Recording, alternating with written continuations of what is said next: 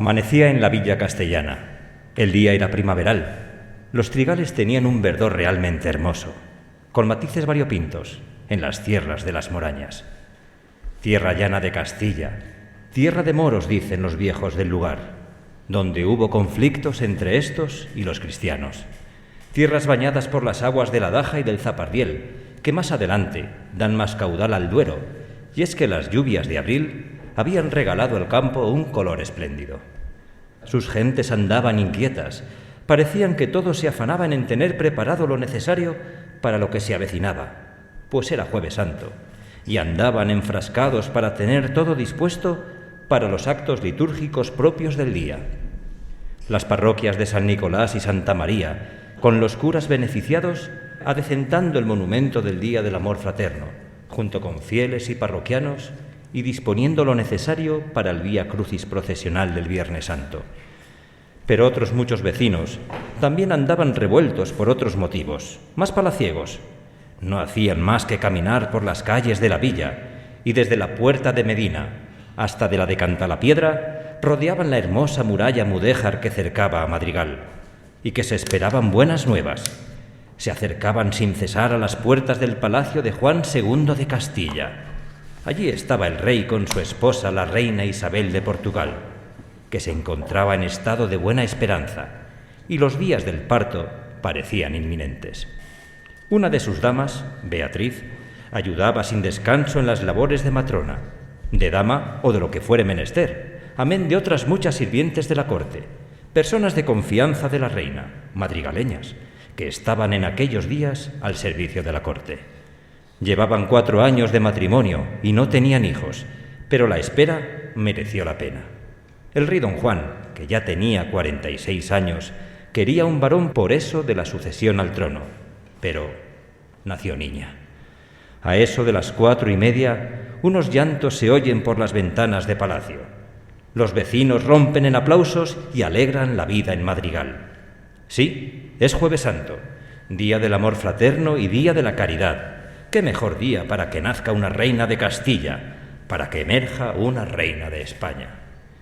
El rey don Juan II de Castilla, de mano de su vocero de palacio, dijo a toda Castilla: «Hago a vos saber y a toda Castilla que por la gracia de nuestro Señor, este Jueves Santo la reina Isabel, mi muy amada mujer, encaesció a una hermosa infanta, que tendrá por nombre Isabel, Isabel de Castilla, de lo cual doy fe yo, el rey Juan II de Castilla». El anuncio corrió como la pólvora por pueblos y ciudades castellanas. La niña, hermosa, rubia de ojos claros, fue bautizada en la iglesia parroquial de San Nicolás de Bari. Allí estaban presentes los nobles y grandes del reino y aquella hermosa dama de la reina, que tanto quiso a Isabel durante toda su vida, Beatriz de Silva, dama portuguesa que servía con dulzura y cariño. Hoy, 571 años después, volvemos a rememorar como se merece, con cariño y con respeto, este aniversario tan especial, tan esencial en nuestra historia común, en nuestra historia de España. Felicidades a nuestra reina Isabel I de Castilla y de España, a la que dedicamos estos versos, y felicidades al pueblo de Madrigal de las Altas Torres, por dar al mundo a este gran personaje de nuestra historia. Llevadlo con orgullo y compasión, porque sois testigos directos, a través de la historia, de la mejor reina que ha tenido España. Isabel de Trastámara, de real estirpe venerada, infanta, princesa, reina de su Castilla tan amada.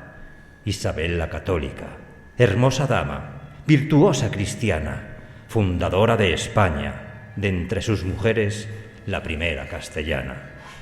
Humilde y sencilla reina, leal y fiel esposa, caritativa y excelsa madre, ejemplar cristiana, virtuosa.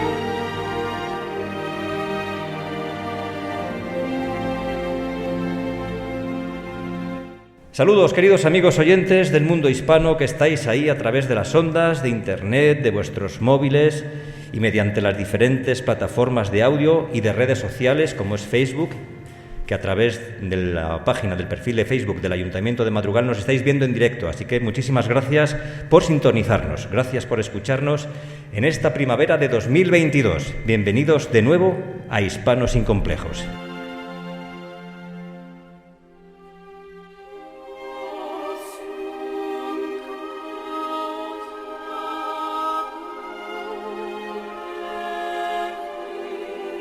Y es que, como hemos dicho anteriormente, en la primavera de 1451, el 22 de abril, para más señas, nació en la villa abulense de Madrigal de las Altas Torres la reina Isabel de Castilla, Isabel la Católica.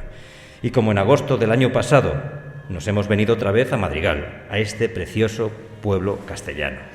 Roberto Alonso, saludos. Oye, que hemos tardado muchísimo en volver a retomar este podcast de Hispanos sin Complejos, pero es que no nos da más la vida, querido amigo. De todos modos, Roberto, nos vas a contar a todos los oyentes de Hispanos sin Complejos, que por cierto nos escucháis en todo el mundo hispanoamericano, el motivo de realizar este segundo programa, de qué vamos a hablar, ya que invitados tenemos en nuestra mesa de tertulia.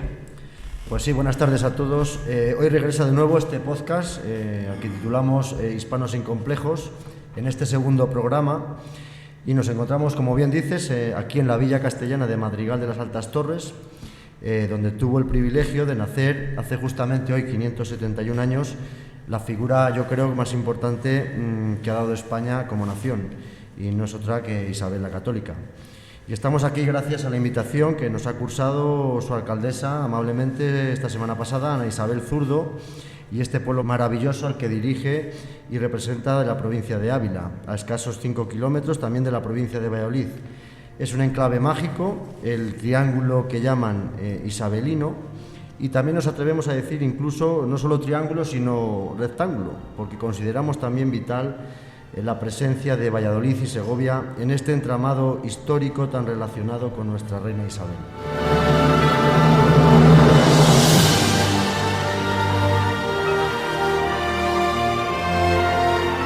El 22 de abril, como bien dices, de 1451, nacía a escasos metros de donde nos encontramos. Su infancia estuvo hasta 1464 seguramente por estas calles, y a partir de entonces pues se pasa a la villa de Arévalo, en compañía de su madre y de aquellas grandes personas que la educaron y la formaron. Ya posteriormente, en 1469, contraerá matrimonio en Valladolid, acontecimiento de vital importancia para el devenir de su reinado. En 1474 fue proclamada reina en Segovia, en el atrio de la iglesia de San Miguel, y en 1504, como ya todos conocemos, falleció en Medina del Campo, lugar tan íntimamente relacionado con ella y villa a la que tanto quería.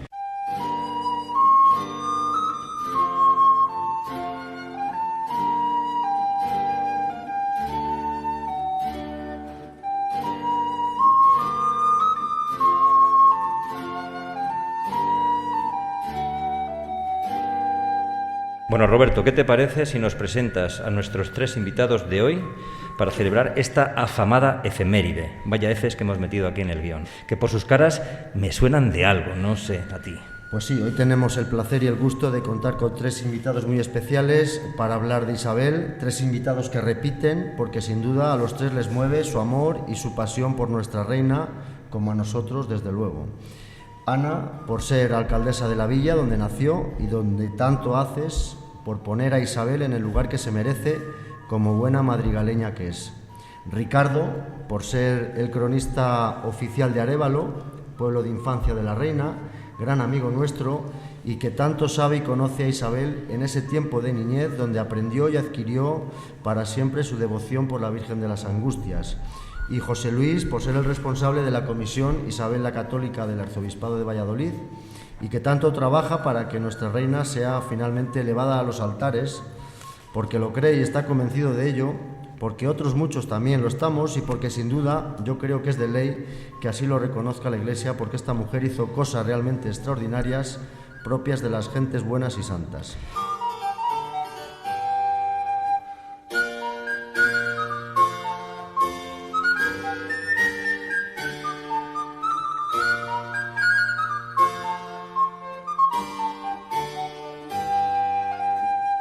Alcaldesa Ana Isabel, buenas tardes. Hola, muy buenas tardes. Bien hallados y muchísimas gracias por volvernos a invitar a vuestra casa. Mil gracias a vosotros siempre. José Luis, también, buenas tardes. Muy buenas tardes. Bienvenido, a ti bienvenido. Muchas gracias. Y Ricardo también. Hola, buenas tardes. buenas. ¿Cuánto tiempo sin veros? Estáis más jóvenes, más lustrosos, os veo que estáis mejor. Con Igual mejor, que tú. como que sí, estamos mucho más guapos. Bueno, como decía Ana, te tenemos que dar otra vez las gracias por acordarte de nosotros e invitarnos a hacer este programa nuevo de Hispanos sin Complejos en una fecha tan señalada para tu pueblo. Estamos encantados de venir y de estar junto a todos los vecinos que aquí nos acompañan y a través de Facebook. Que todos estáis bien, ¿no? Supongo que estáis bien, de salud. Estamos bien, ¿No os sí, ha pasado nada? hemos superado ya la pandemia, Bueno, y ahora hora. ya es hora ¿Eh? y estamos bien. Y preparados también para hablar de nuestra reina Isabel, por supuesto. Ricardo, José Luis, Ana. Claro, por supuesto.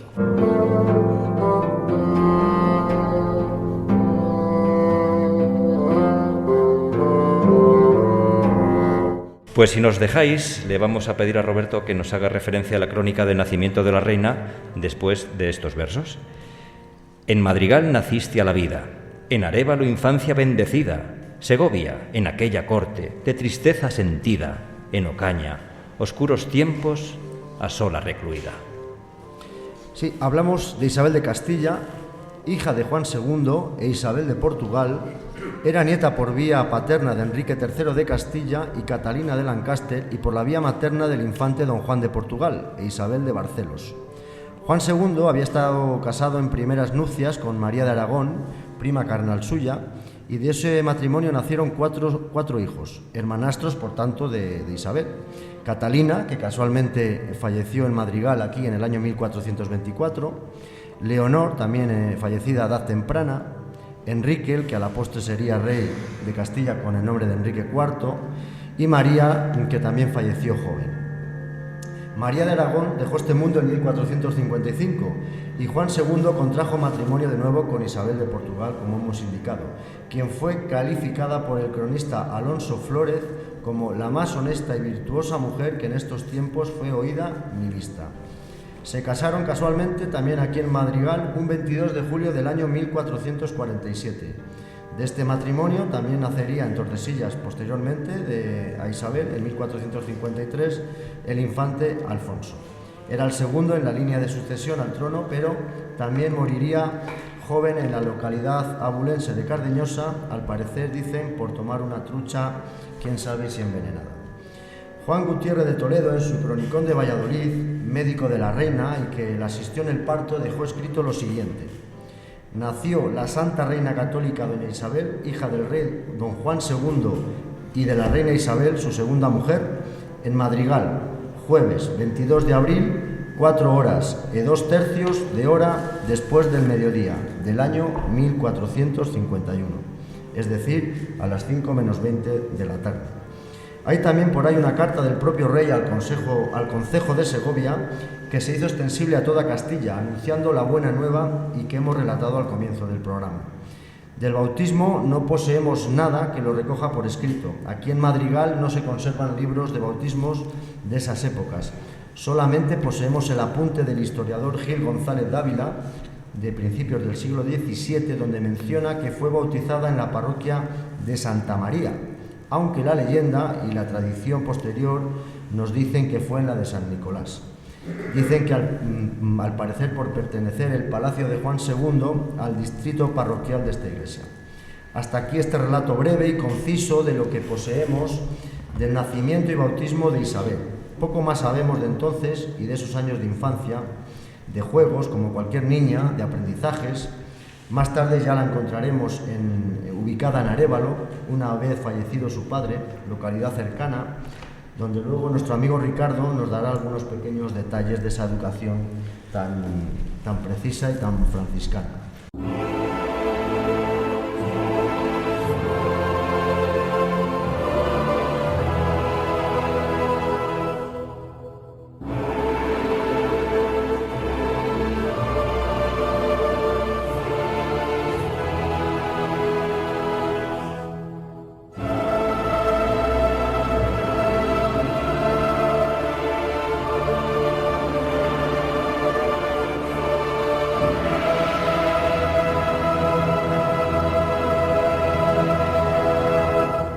Pues nos vais a permitir, queridos amigos oyentes, público presente, invitados de la mesa en tertulia, que empecemos hablando con nuestra anfitriona, con Ana Isabel Zurdo, alcaldesa de Madrigal. Lo primero, Ana, voy a hacer publicidad de tu pueblo, si me lo permites. Cuando vinimos en agosto del año pasado, recorrimos sus hermosas calles, nos introdujimos en bodegas fantásticas y maravillosas, y he de decir que comimos un cochinillo asado con un verdejito que son las delicias de cualquier mortal de esta tierra.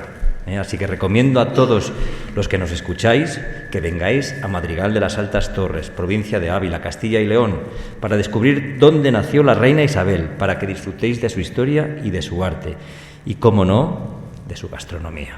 Roberto, que yo me enrollo y siempre me digo lo mismo, así que por favor, sé que tienes muchas cosas que preguntar a Isabel. Ana, perdón. Simplemente al hilo de esto que comentábamos, de lo poco que se conoce del nacimiento de Isabel, de su bautismo, bueno, que han salido datos y hechos también que acontecieron aquí en Madrigal, pueblo, ya ha dicho Raúl, realmente hermoso, con una esencia y aroma del pasado, calles empedradas, muralla mudéjar, puertas de acceso fascinantes que te retrotraen a otros tiempos y a otras épocas, 2 iglesias preciosas, el convento palacio y el vino, como bien apuntas, extraordinario. Y es que Madrigal, Ana, tiene una gran importancia para la historia de Castilla y de España. Ciertamente, sí. Ciertamente. Ciertamente, sí. Más adelante aquí Isabel también celebró cortes, casualmente en el año 1476, siendo ya reina.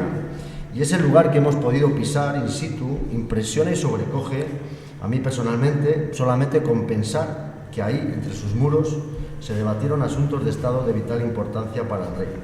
Supongo que los madrigaleños lo llevaréis con orgullo, ¿verdad? Pues sí, la verdad es que tenemos muchos personajes, como bien has dicho en el principio del programa, Don Vasco y Fray Luis, donde muere en Extramuros, pero yo creo que para nosotros la reina y para la comarca, para toda la comarca, con este maravilloso triángulo que forman Arévalo y Medina, pues es un recurso, pues no solo que nos hace más grandes a todos, sino que nos permite, pues, darnos a conocer un poco, ¿no? Es nuestra identidad. Yo creo que la gente, cuando sitúa en el mapa Madrigal, se le viene a la mente Isabel, y eso es un reclamo, aparte de por la importancia histórica, un reclamo turístico para la villa. Oye, los vecinos, Ana Isabel, seguro que cualquier cosa que esté relacionado, cualquier acto con Isabel, apoyarán cualquier iniciativa de este tipo para eso, para dar a conocer más Madrigal y la figura de la reina, claro. Sí, los vecinos están muy orgullosos de su reina, y ahora tenemos que transmitir, porque si no transmitimos a nuestros pequeños, que también están muy orgullosos de la reina, porque hoy han tenido una festividad en el colegio dedicada a la reina.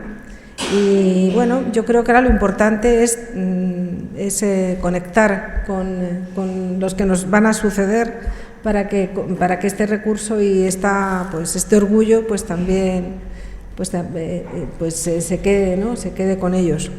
Es importante, sí, en los colegios y a las generaciones más jóvenes que, bueno, esta historia que tenemos tan rica en Castilla, en España, y sobre todo de este personaje tan fascinante, que poco conocemos porque al final se quedan con 4 cosas contadas y a veces mal contadas. Es importante, pues, que ya no solo porque hagamos nosotros este programa, pero programas de este tipo, o como el simposio que se hizo en Valladolid en torno a la evangelización de América, pues estas cosas son importantes que se difundan de manera cultural, editando libros y la bibliografía tan especializada que hay del tema, para que no solo se queden con lo que ven por encima, lo que han oído, sino que profundicen un poco más en el tema de Isabel. Yo creo que es interesantísima esta persona, este personaje de nuestra historia, y hay que seguir profundizando y enseñándoselo a nuestros hijos, evidentemente. Por otro lado, bueno, Ana, en el programa anterior sí que hablamos de este proyecto que tenéis tan interesante, las Villas de Isabel, y sí que nos gustaría que nos contases un poco cómo va, si se han ido dando pasos en este sentido, o ver, bueno, que por ejemplo programas, como decía, de radio de este tipo, o cualquier otro evento relacionado con la reina, pues sí que podían estar englobados dentro de este proyecto de las Villas de Isabel, para así todos ir, bueno, difundiendo su figura, ¿no? Pues sí, como bien dices, Roberto, el pasado mes de julio se firmó un protocolo de colaboración entre los ayuntamientos de Medina, Arévalo y Madrigal para la creación de esta actividad, que es una actividad social, turística y cultural de las villas de Isabel, que así se denominó. Persigue fortalecer la unión entre las 3 villas, los 3 municipios históricos que marcaron pues, el nacimiento de la reina, su infancia y su fallecimiento, ¿no? Se proyectan actividades, como bien dices, hacia el exterior. Hemos puesto un poco en valor la historia, la cultura, el turismo, en definitiva. Tratamos de generar en torno a esta figura tan importante como es la reina oportunidades de desarrollo y dinamización social, cultural y económica. ¿Cómo hemos avanzado? Pues en definitiva hemos avanzado, hemos creado un método de funcionamiento en grupos de trabajo en cada localidad que a su vez trasladan ideas, propuestas y planteamientos para las 3 villas, ¿no? Pues compartimos recursos de difusión, hemos creado para que estemos situados en las nuevas tecnologías las villas de Isabel como página que tenemos que sacar a concurso, claro, porque somos 3 entidades, 3 organismos y 3 ayuntamientos y las cosas se complican. Claro, todavía no hay página web.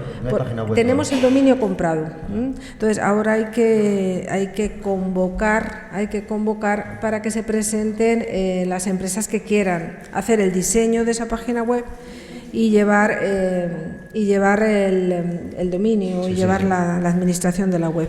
Después sacaremos un concurso para el logotipo, para crear un logotipo, una imagen corporativa para que sea también común a las 3. Eso ya lo estábamos preparando. También estamos preparando encuentros con entidades de viajes turísticos y agencias de viajes culturales y viajes históricos, que hay muchas, y sobre todo nos tenemos que focalizar, nuestro principal turista está muy próximo, está a escasamente 2 horas, que es Madrid. Entonces estábamos haciendo encuentros con estas agencias de turismo cultural, circuitos de la reina, que sí que los hemos tenido, se ha parado en pandemia, pero creo que es el momento otra vez de reactivar.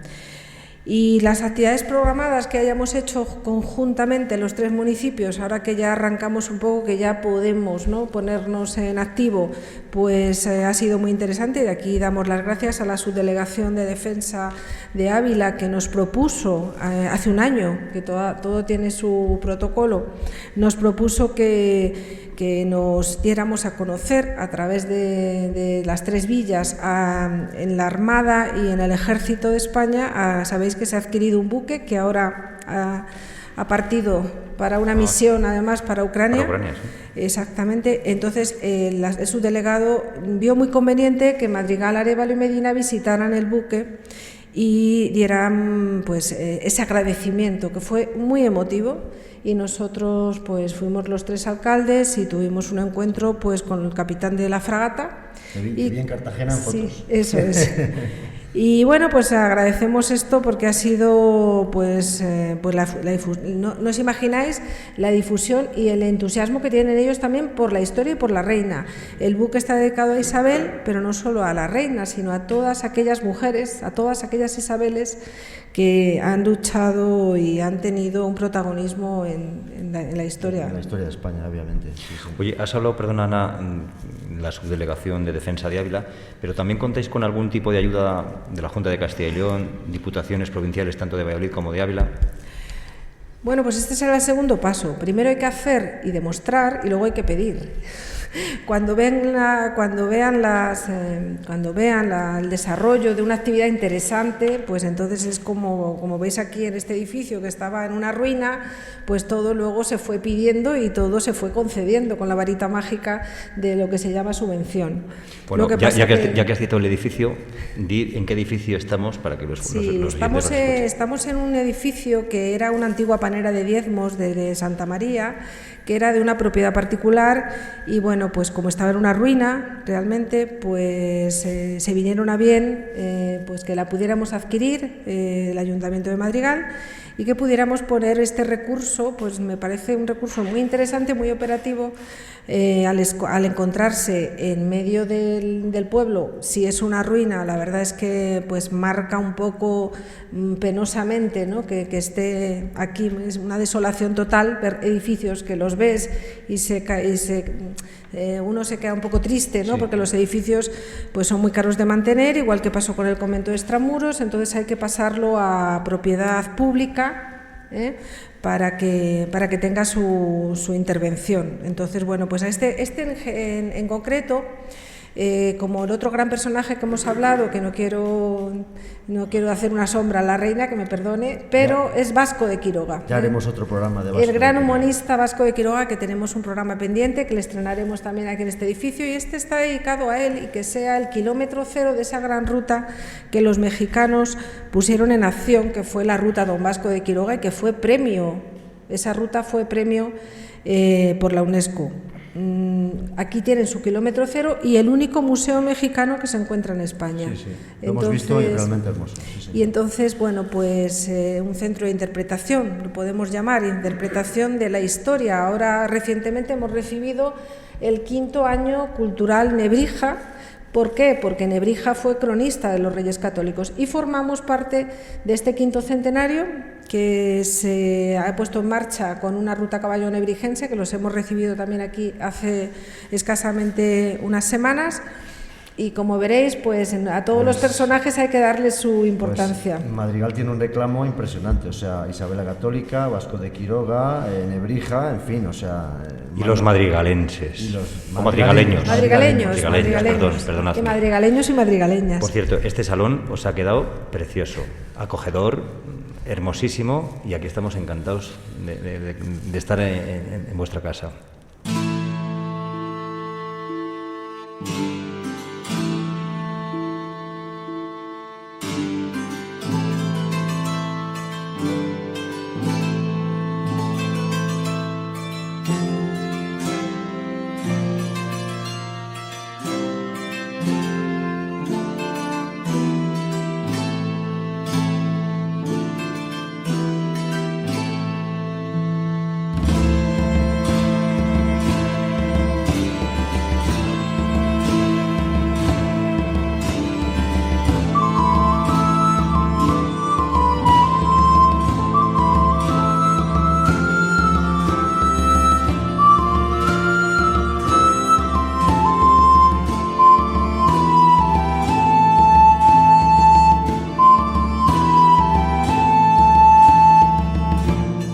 Yo creo que, si os parece, también a los oyentes y a nuestros contertulios y invitados, pues vamos a hablar, Roberto, de esos aspectos más desconocidos de la reina, esos que denotan una personalidad excepcional, fuera de lo común, basado sin duda en su amor profundo a Cristo y a Castilla.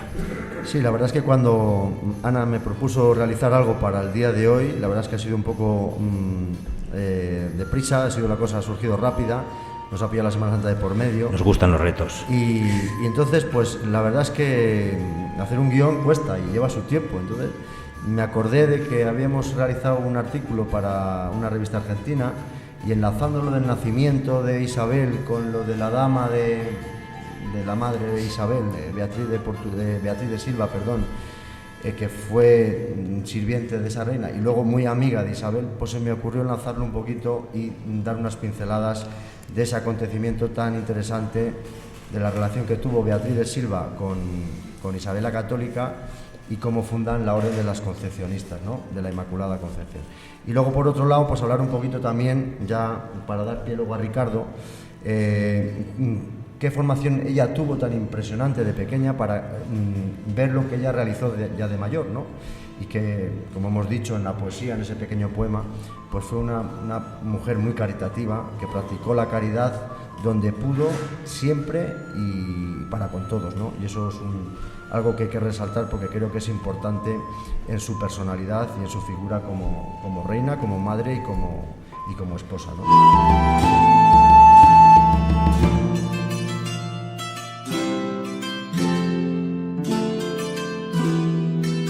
Muy bien, pues yo creo que el primer tema que proponemos hoy aquí versa sobre una relación humana entre dos amigas. Un vínculo tan apasionante como desconocido entre la propia reina de Castilla y Santa Beatriz de Silva, la cual fue dama de la madre de Isabel, como decía Roberto, y luego amiga íntima de la soberana castellana. De la reina se conocen muchos datos, de la reina Isabel, y muchos hechos de su vida y de su reinado, pero son poco tratadas otras facetas y otros aspectos de su vida más interior y más personal, y que son las que vamos a recalcar aquí, Roberto.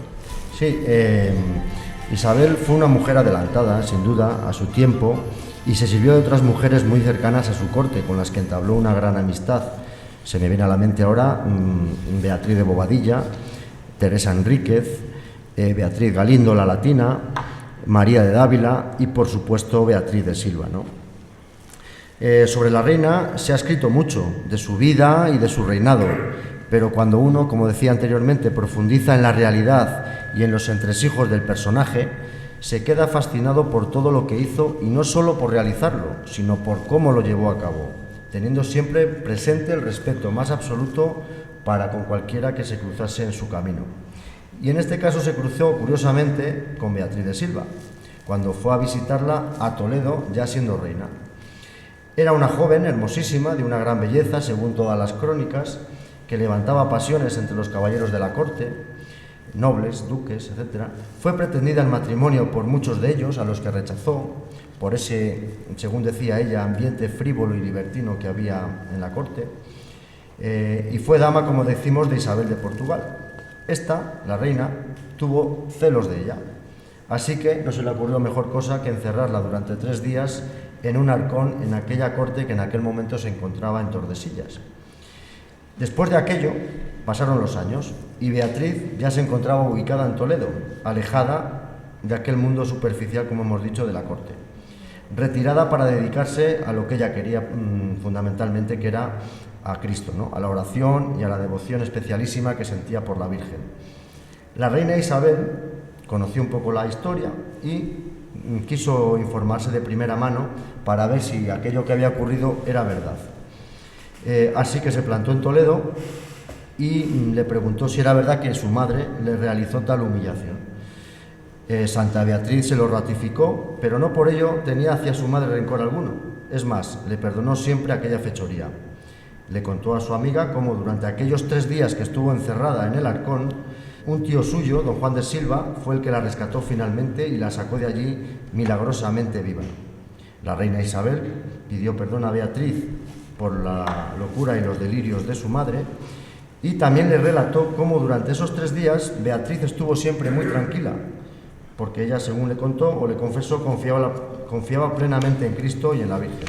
Así fue como, al parecer, recibió la visita de la Virgen María mientras estaba recluida en el arcón, la cual la Virgen la tranquilizó indicándole que en 3 días sería liberada y que su deseo era que se fundase una orden de la Inmaculada Concepción, cuyas hermanas vestirían como visto yo, le dijo así la Virgen. Y es que en ese momento, en su aparición, la Virgen llevaba los colores azul y blanco en sus ropajes. Y a partir de ese momento, Isabel y Beatriz forjaron una gran amistad, a pesar de la diferencia considerable de edad que les separaba. Se llevaban nada menos que 18 años. Es más que posible que Beatriz acunara y cuidara a la pequeña Isabel en aquel palacio del rey Juan II de Castilla, aquí en Madrigal de las Altas Torres, cuando la princesita nació aquel Jueves Santo, 22 de abril de 1451. Esta gran amistad duró pues toda la vida, hasta que Beatriz de Silva falleció en Toledo un 16 de agosto del año 1492, casualmente. Tras el encargo, ambas se pusieron manos a la obra y comenzaron a realizar las gestiones oportunas para fundar esta orden. Se tiene constancia en la Iglesia que son las 2 primeras mujeres en la historia que decidieron y crearon una orden femenina. O sea, eso muy poca gente lo sabe. Isabel cedió a Beatriz unos terrenos que están en Toledo y llamó a esa primera casa Santa Fe. La nueva orden fue aprobada por el Papa Inocencio VIII en el año 1489 y hoy, dentro de la Orden de las Concepcionistas, las hermanas llevan muy a gala y con mucho orgullo que sus 2 fundadoras, es decir, Santa Beatriz de Silva y Isabel la Católica, pues sean sus fundadoras, sus patronas, ¿no? Y así, bueno, lo apuntaba también Pablo VI cuando, desde la documentación que se aportó para la causa de Beatriz de Silva, se mencionaba estos pormenores, ¿no? Decía Pablo VI en aquella homilía: esperamos que los datos históricos de esta relación y cofundación, que para la una y para la otra y que están en la Santa Congregación, sirvan para la canonización de Beatriz y para la beatificación de Isabel la Católica, doble aspiración de la misma orden de la Purísima Concepción. En Castilla, a los pocos años, ya había 40 casas. Empieza en Toledo, sigue Torrijos, Talavera de la Reina, Olmedo, León, Valladolid, etc., ¿no? Beatriz de Silva murió en Toledo. Sus restos descansan hoy en día y se veneran en el sepulcro de esa iglesia conventual. Como hemos dicho, fue beatificada en el año 1926 por Pío XI y canonizada, como apuntaba anteriormente, el 3 de octubre del año 1976. Y por concluir, decir que el dogma de la Inmaculada Concepción no fue proclamado en España hasta 4 siglos después, que fue un 8 de diciembre de 1854.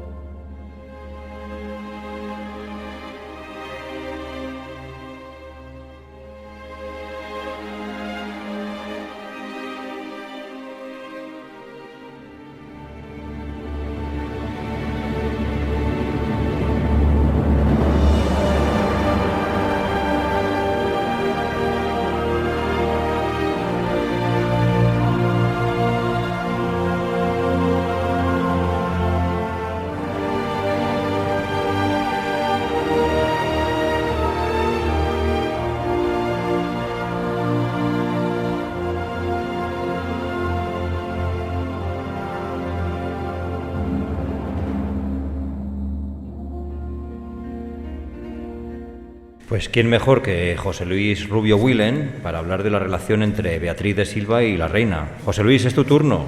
Después de estos datos tan interesantes, seguro que tienes que matizar o decir algo, seguro, José Luis. Pues bueno, me habéis dado una parte muy bonita. Esta mañana casualmente estaba hablando yo con la priora Sor Nuria de las Concepcionistas Franciscanas de Valladolid, que es una mujer además muy culta, que conoce muy bien todo lo que hemos hablado aquí de Beatriz de Silva. La reina Isabel la Católica, siguiendo el guión, se rodeó de mujeres virtuosas, es cierto, pero hizo algo que la gente desconoce, y es fundar las escuelas palatinas. ¿Qué eran las escuelas palatinas?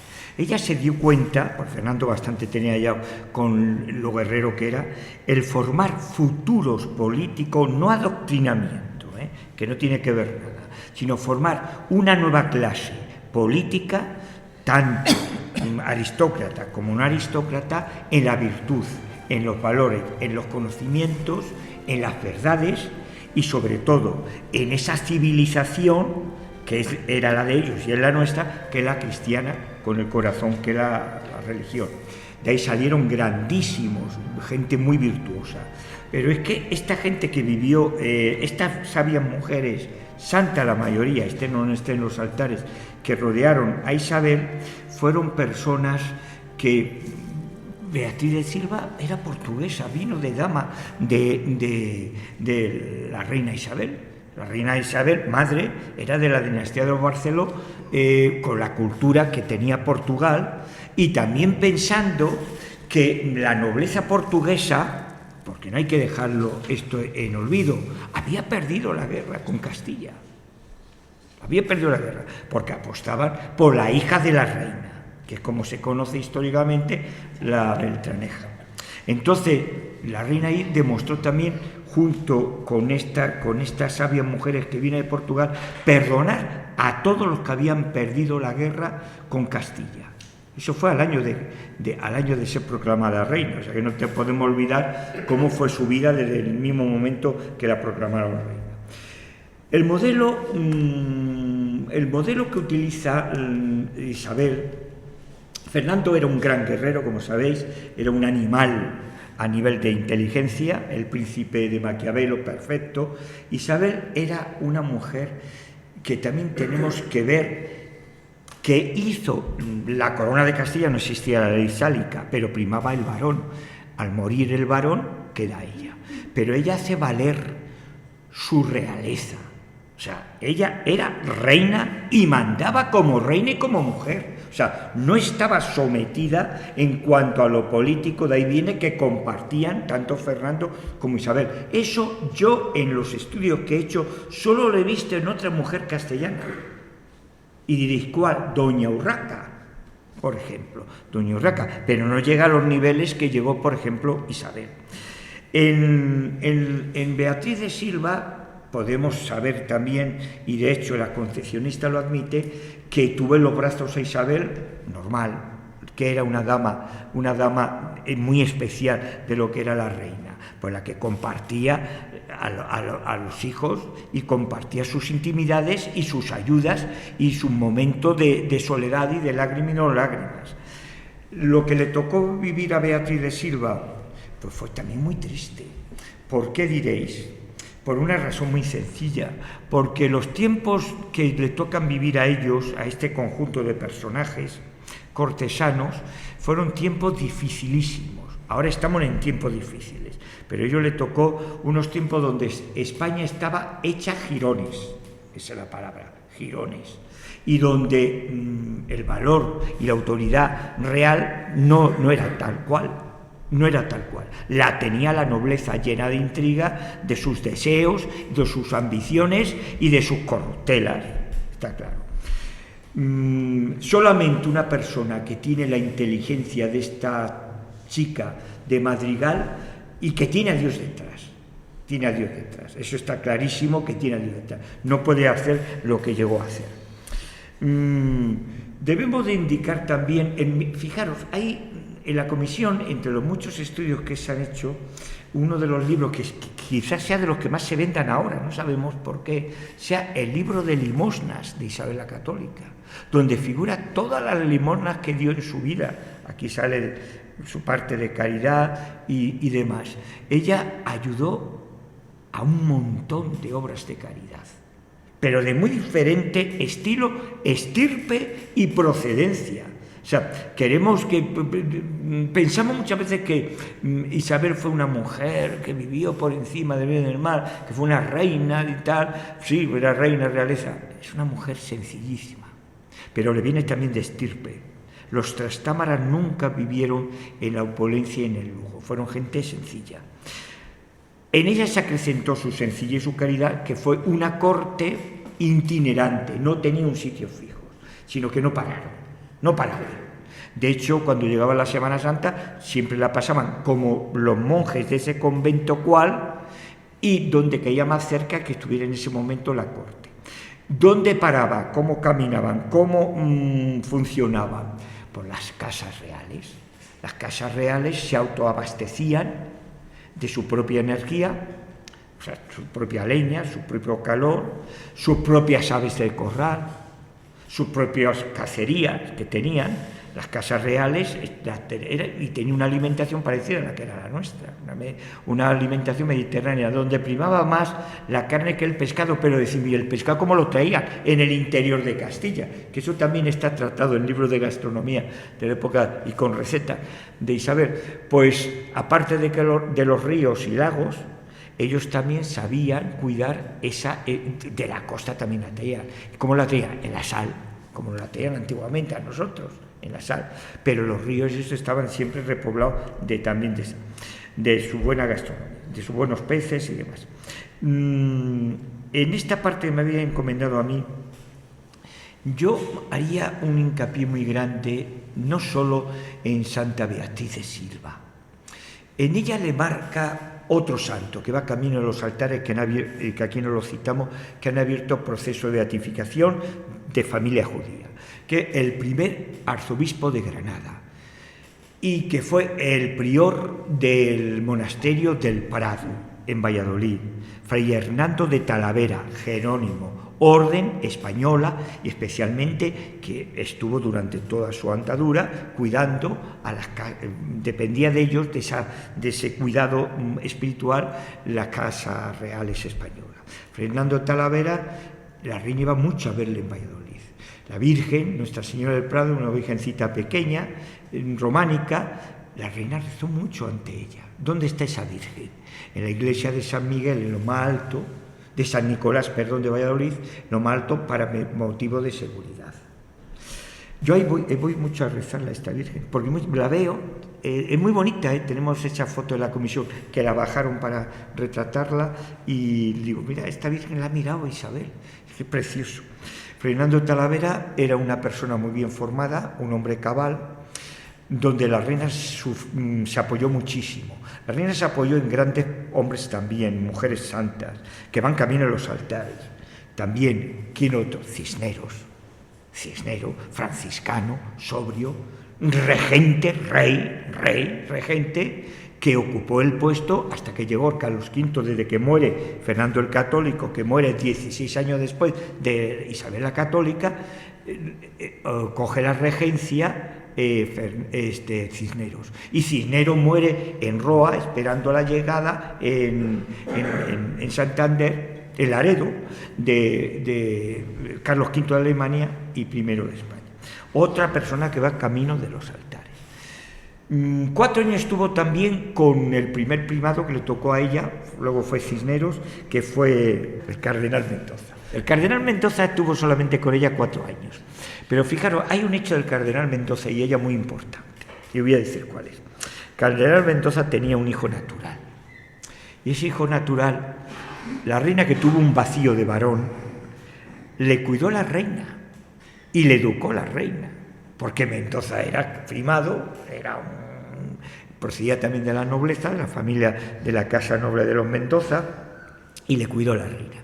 Y se cuenta, hay una anécdota, yo creo que queda entre las anécdotas, podríamos decir, las florecillas que adornan la vida tan preciosa de esta mujer.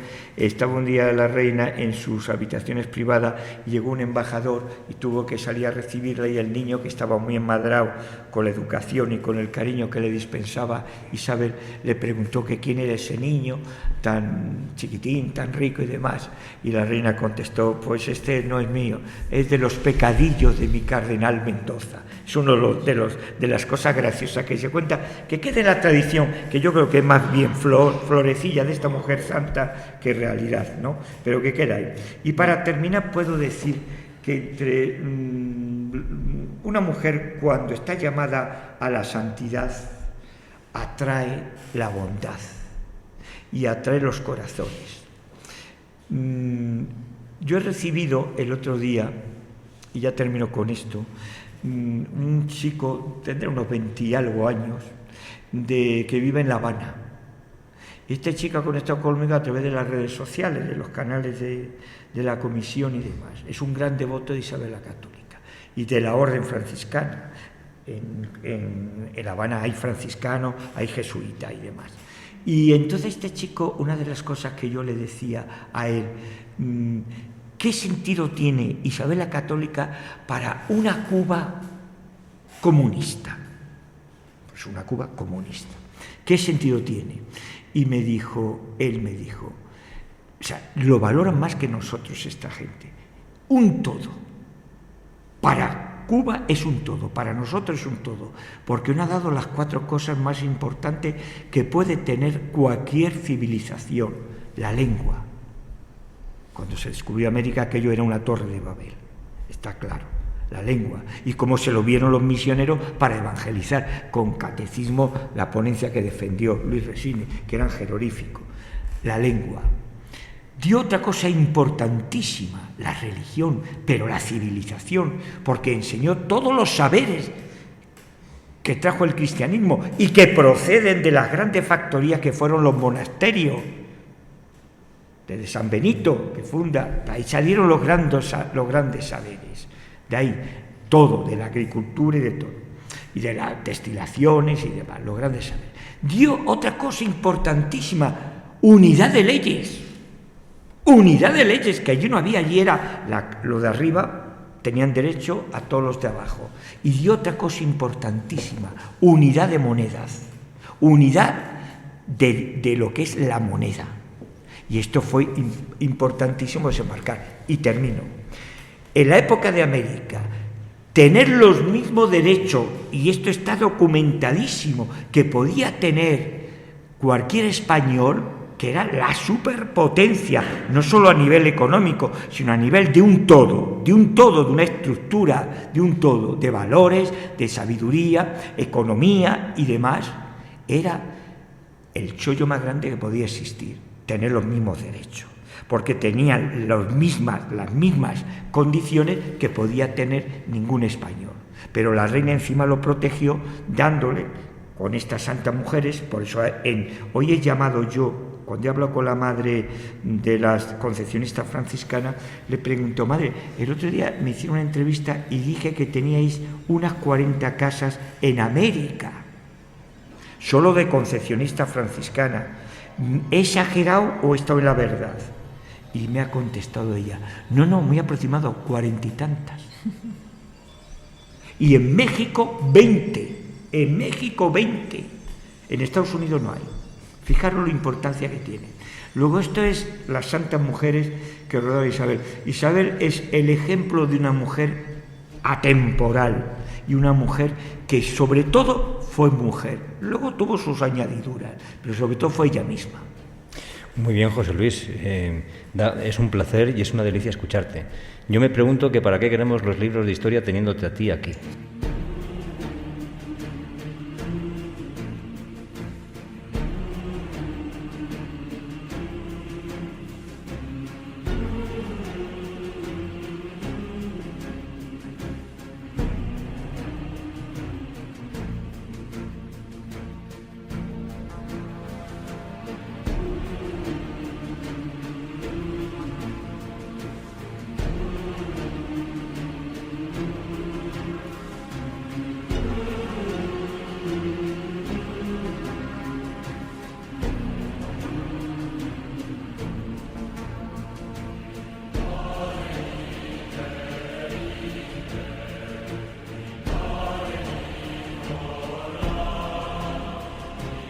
Bueno, vamos a pasar de fase y vamos a resaltar en este segundo capítulo del programa de hoy, quizá por todos menos conocido, que ella fue una virtuosa cristiana, la reina Isabel, y una mujer que practicó la caridad y la limosna con los más desfavorecidos.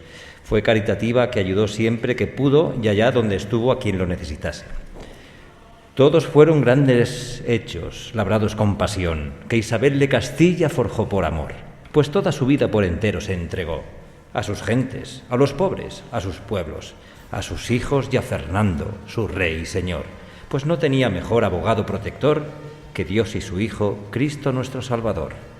Como muy bien apuntaba antes ya José Luis, el libro que apuntabas es el que he traído, que es un 1000% en renta futura, del profesor Vidal González Sánchez, y es donde pues se recoge todo ese libro que llaman del limosnero, que solo se ha conservado un ejemplar, porque ella tenía la costumbre de quemar el libro en el que practicaba la limosna, porque no quería que supiese nadie lo que hacía para Dios y para los demás. Entonces, en esa humildad que ella tenía en este sentido, porque yo creo que fue una persona humilde, a pesar de ser reina, pues quemaba todo lo que su alma y su conciencia la dictaba que tenía que hacer, ¿no? Y por eso, pues el segundo apartado del programa va en torno a la caridad, que está un poco entresacado de aquí. 4 líneas, porque le voy a dar paso a Ricardo, cronista de Arévalo, porque tiene mucho que ver lo que hizo ella de mayor, como reina y como mujer, porque eso se forjó en la educación que recibió de joven, y ahora lo vamos a ver. Siempre se sacrificó por su pueblo. A sus consejeros, sobre todo a los jueces de su Consejo Real, les apremiaba diciendo: yo os encargo las conciencias, que miréis sus problemas, como si fueran los míos propios y de mis hijos. Esta es una frase auténtica que se atribuye a González Fernández de Oviedo, que presenció los hechos. Un testigo alemán, Jerónimo Münzer, subrayó cómo Isabel se desvivía por los más desfavorecidos, y así escribía desde España a su esposa, que estaba en Alemania, sobre cómo era la reina Isabel. Decía lo siguiente, dice: la reina Isabel es un modelo de justicia, ejemplo de piedad, defensora de la fe, guía de los españoles, sierva de Cristo, amparo del clero, patrona de la Iglesia, refugio de los perseguidos, madre de los pobres, en fin. Münzer también destacó cómo la reina Isabel todos los martes y viernes de cada año, daba igual en qué lugar de España se encontrase, celebraba audiencia pública para todos aquellos que quisiesen hacer reclamación o denuncia por algún agravio recibido. La reina dictaba justicia en el momento, no toleró jamás que los que pleiteaban sufriesen la espera larga de una sentencia a sus peticiones, se estimaran o no se estimaran. Y si ésta se demoraba por alguna causa, les indemnizaba por los trastornos ocasionados. Decía Isabel: en un príncipe no solamente es grave delito causar el mal deliberadamente, sino el no administrar la justicia a su debido tiempo. Como decía al principio, todos los años habría un libro denominado Libro de los Descargos, de intimidad propia de ella misma, para subsanar su conciencia y hacer el bien y practicar la caridad, como ella decía, con los más pobres y menesterosos. Para ella se valió de damas, claro, ella evidentemente no podía practicar la caridad en todos los sitios porque era imposible. Entonces, para realizar estas labores, pues se valió de gentes. Una de ellas, la propia Teresa Enríquez, que era la que visitaba, por ejemplo, hospitales aquí en Valladolid o Medina del Campo. También estuvo en Córdoba, en Sevilla. Y es que desde joven examinó Isabel puntualmente su conciencia, asesorada, como bien decía antes José Luis, por otro santo de Dios, Jerónimo, Fray Hernando de Talavera, que rebuscaba o hacía que Isabel rebuscase en su interior para subsanar errores, pecados, culpas, deudas o lo que fuere. Pagó sueldos atrasados, deudas olvidadas, restauró bienes perdidos por causa de la guerra, dio pensiones a viudas y huérfanos, creó el Tribunal de los Descargos de su conciencia.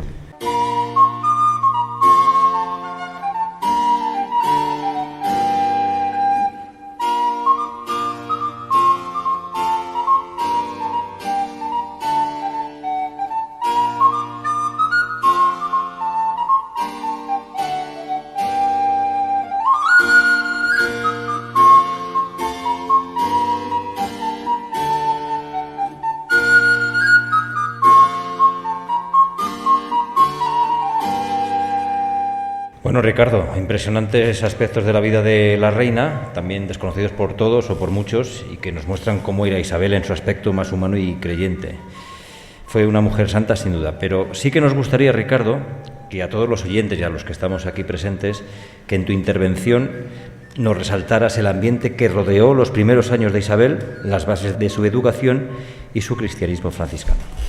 Pues sí, Isabel fue una mujer muy sorprendente, porque incluso hoy, con todo el cúmulo de investigación que se ha hecho últimamente más por la causa, y la cantidad de documentación que ha aflorado es inmensa, y aún así de vez en cuando nos sigue sorprendiendo, porque afloran nuevos detalles de su vida y de su actitud como reina y como santa, porque en realidad eso no lo hubiera hecho si no hubiera tenido ese trasfondo de la religiosidad.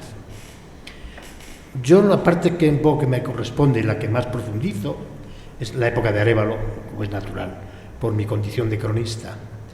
Y además es quizá la época más desconocida. En aquel momento, aquella niña nadie pensaba que iba a ser reina, no estaba muy cerca del escalafón. Luego las circunstancias de la historia dieron en suceder lo que sucedió. Pero sí que era hija de reyes. Y por lo tanto recibió una educación muy esmerada. Porque por las costumbres de la época estaría destinada, según las previsiones primeras, a ser mujer de rey, de algún rey, esos entronques que había entre la realeza, o ser mujer de una figura notable del reino. Y claro, en Arévalo la niña no se esperaba nunca nada de lo que iba a venir después. Pero una de las cosas más sorprendentes de esta mujer fue esa educación, cómo surgió desde muy niña, o bueno, luego la continuó a lo largo de la vida. Como dato curioso, por no extendernos demasiado, pero dejar un poco el concepto de esa formación desde tan niña, tan importante, cómo fue luego su evolución posterior.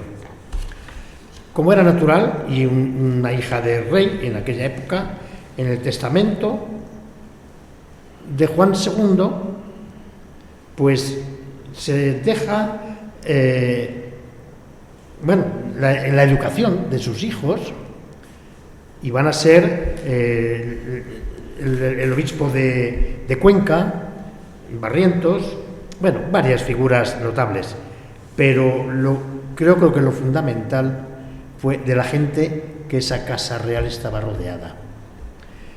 Una corte eminentemente portuguesa, lo cual quiere decir que ya desde el inicio es bilingüe, como ahora se dice, ¿no? Luego, fijaros que luego con el tiempo, una mujer de aquella época con 4 o 5 idiomas es una cosa más que sorprendente. Bueno, pues en esa corte tenía gente de mucha confianza, una amiga íntima, que era algo mayor que ella, Beatriz de Bobadilla, era hija del alcaide del castillo de Arévalo. Y claro, el castillo en el que nunca vivió la Casa Real, es un tópico que se viene diciendo excesivamente, estaban las casas reales, ¿para qué más? Pero era suyo, era de la corona, y allí iría, y allí estaba su amiga. Iría muchísimas veces.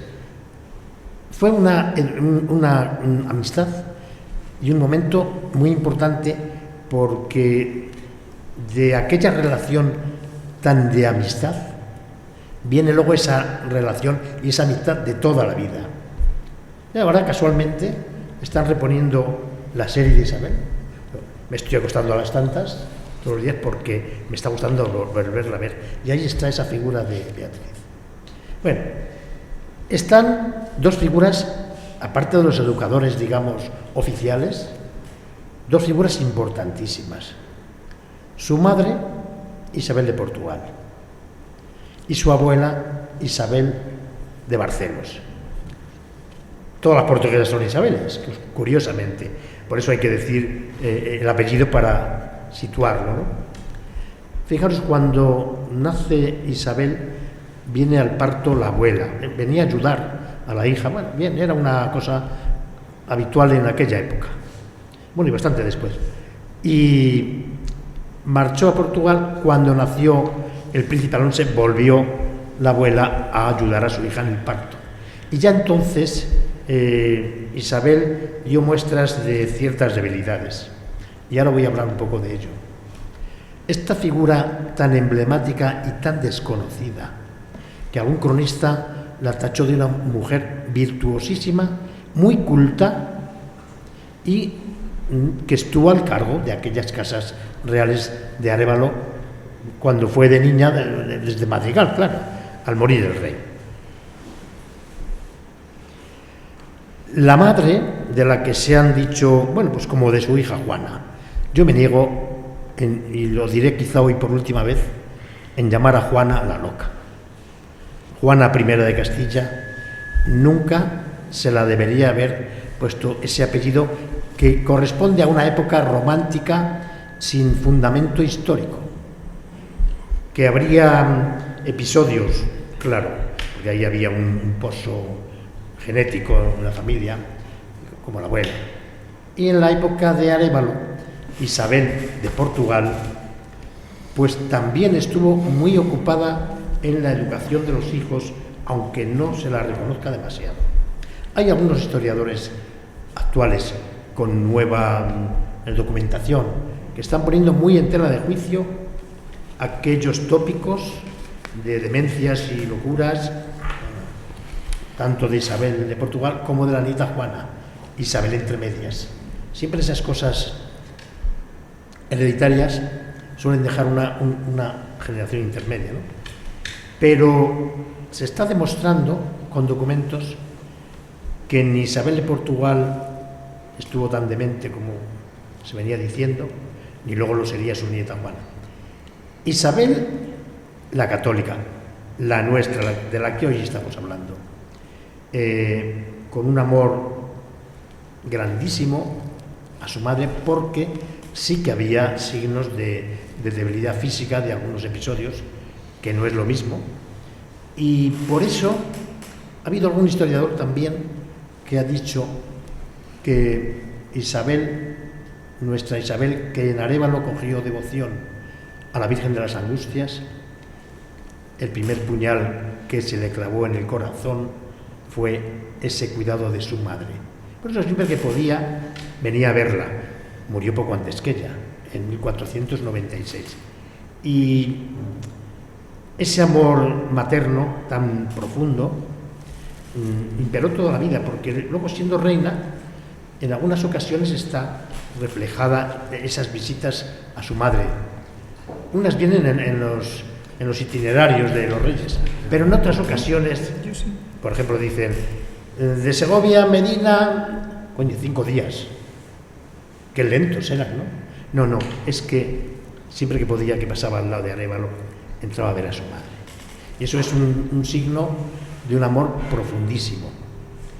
Bueno, luego hay otro aspecto en su educación tan cristiana. Claro, ese es el fundamento de todo lo que vino después.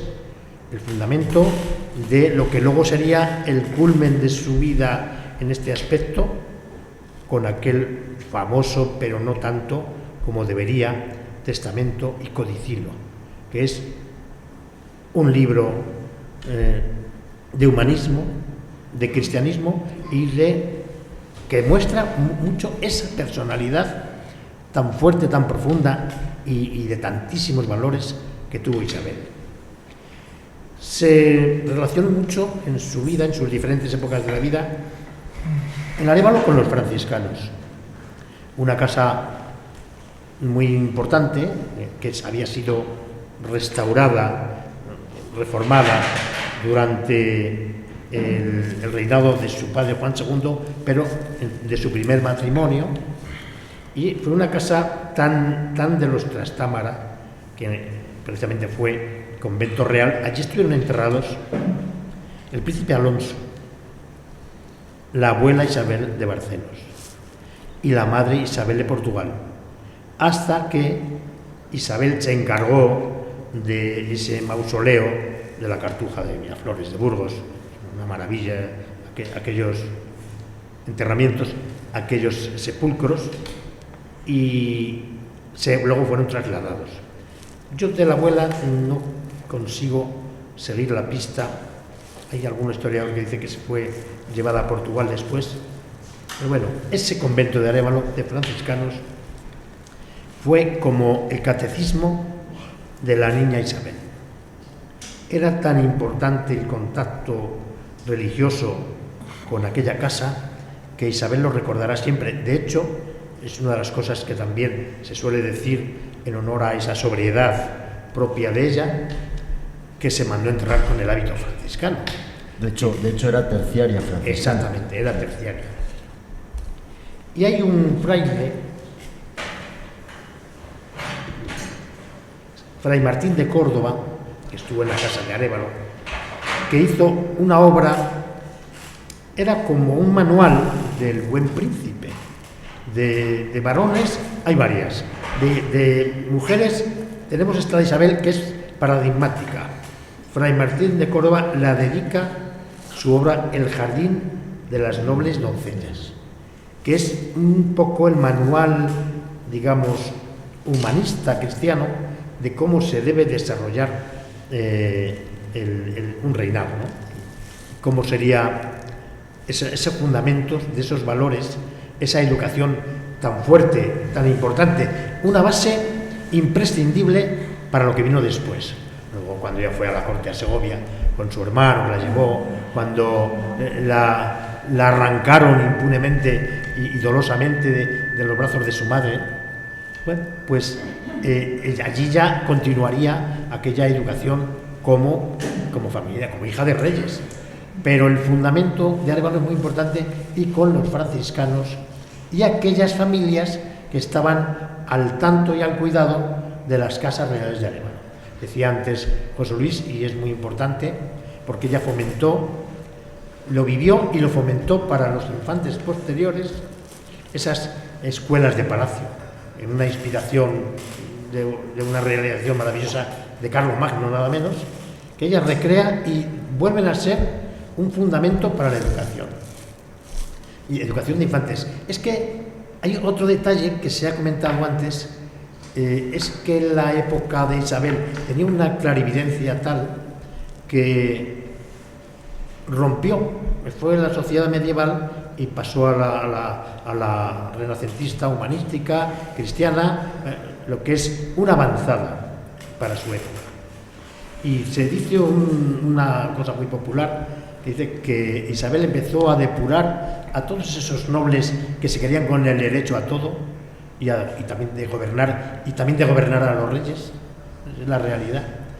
Y entonces va dejando de lado títulos ganados más o menos en episodios guerreros, pero a veces con poco fundamento cultural, y se va rodeando de gente preparada. Había en aquella época un dicho popular, no me acuerdo qué cronista lo escribió, que se le llamaba "si se ha rodeado de bartolomicos", hablando de Isabel. Y los bartolomicos eran nada menos que licenciados en el Colegio de San Bartolomé de la importantísima, entonces y hoy, Universidad de Salamanca. Es decir, trocó los derechos nobiliarios por los derechos de la cultura y la formación. Y eso es una avanzadilla, es una precursora del Estado moderno. De hecho, hemos avanzado un poquito antes. He mencionado a Beatriz Galindo, la latina, que sí. La escuela palaciega que mencionabas, Sí, sí. a todos sus hijos les empieza a cultivar el saber, les enseña idiomas, 2, 3 y hasta 4 idiomas. Sí. O sea que fue una adelantada a su tiempo, como bien dices, y bueno, pues muy relacionada con la cultura y con el saber, que era lo que ella también buscaba, ese humanismo que estás mencionando, ¿no? Basado en la fe cristiana, obviamente, teniendo siempre como presente el eje fundamental que para ella era Cristo, ¿no? Sí, si me permites la última pincelada de ese franciscanismo de Isabel, que no solamente era la cuestión religiosa, era un modo de vida, esa sencillez, esa reciedumbre.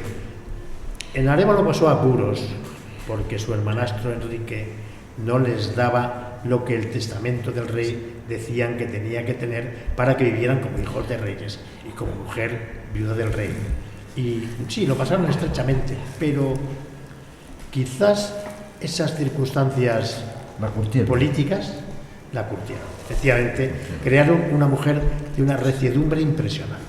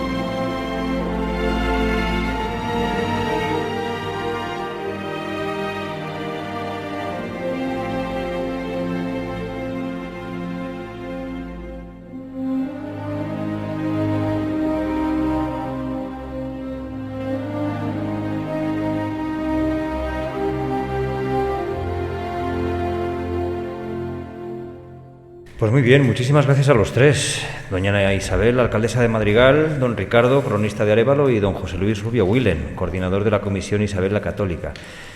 Ha sido un lujo y un privilegio contar con vosotros en este segundo programa de Hispanos sin Complejos, y el reencuentro, me atreveré a decir, no ha podido ser mejor.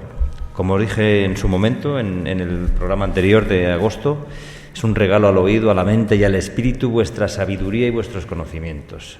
Uno se siente pequeño a vuestro lado. Muchísimas gracias de nuevo. De todos modos, Ana, no te vayas muy lejos porque tienes una sorpresa para todos nosotros. Así que, José Luis, Ricardo, muchísimas gracias por estar con nosotros en Hispanos sin Complejos en esta tarde primaveral, noche tan fantástica y tan castellana. Fantástica por la lluvia, que es oro molido Eso va a decir. para nuestros campos. Oro molido. Muy antipática, pero...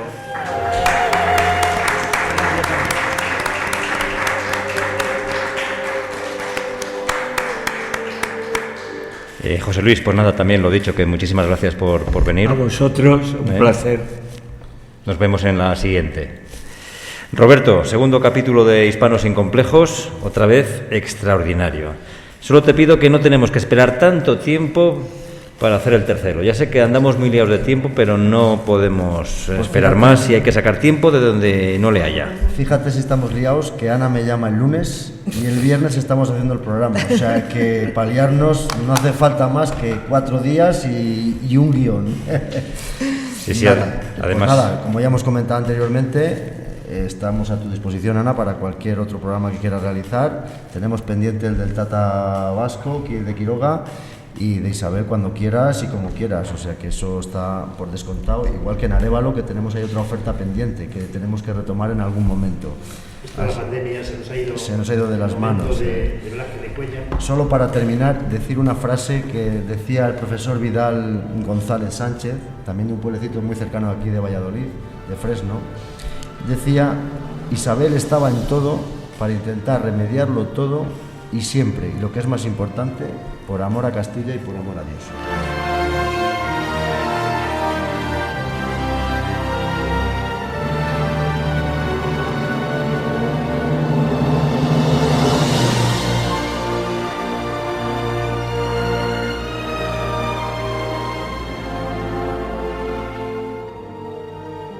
Sí, mira, si vamos a... Claro, es el cumpleaños de la reina, no lo podemos celebrar mejor, despedir con un brindis por ella, con el vino de ella, con el vino de Isabel de Madrigal. Yo siento que las redes no tengan ese privilegio, ¿no?, de poder saborear ese vino. Ya se lo contamos. Pero ya se lo contamos mientras repartimos el vino.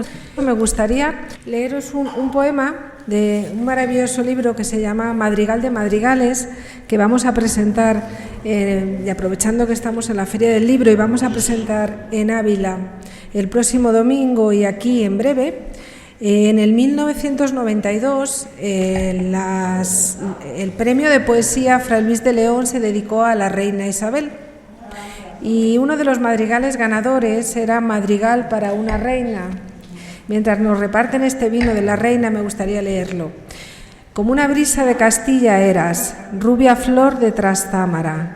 Un madrigal te dio la bienvenida, tu cuna en altas torres levantada. La rueca transparente de los campos hiló tus impaciencias con las alas del viento sin paredes, y en el cielo se cosechó el azul de tu mirada. Ay, la niña que hacía con estrellas trenzas para escalar la madrugada. La niña que de trigo se vestía para que no le vieran la coraza.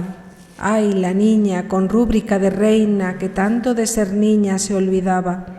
Ruiseñores y alondras eran fieles a los dorados sueños de tu casa, y el vuelo levantabas en sus cánticos, rubia flor de Trastámara. Pues muy bien, qué bonito poema. Es de José Javier Alessandre Ibargüen. Muy bien.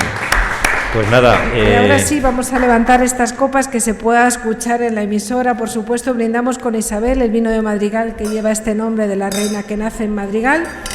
Por la reina, por las Isabeles, sus hijas, y por todos aquellos hombres y mujeres los dispuestos a impulsar a nuestra villa a recorrer ese fantástico viaje desde el pasado, con lo que fuimos y hacia el futuro con lo que queremos ser. Un brindis para que Madrigal sea más conocida y más valorada por los madrigaleños y por los que nos visitan y visitarán. En fin, un brindis por todos los que la sueñan hermosa y llena de vida, y esa tarea, como este vino, solo lo podemos hacer entre todos. ¡Viva Isabel! ¡Viva Isabel!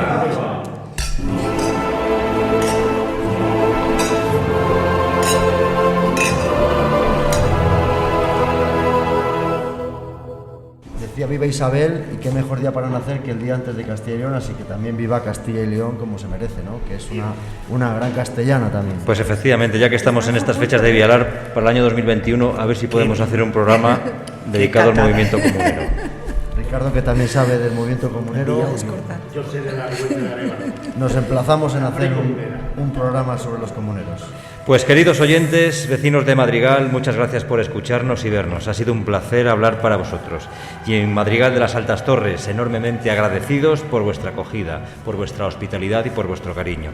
Y este trago del verdejo de Isabel para hidratar nuestras cuerdas vocales. Muchísimas gracias a todos por venir, escuchar, disfrutar y hacernos disfrutar. Escuchasteis Hispanos sin Complejos.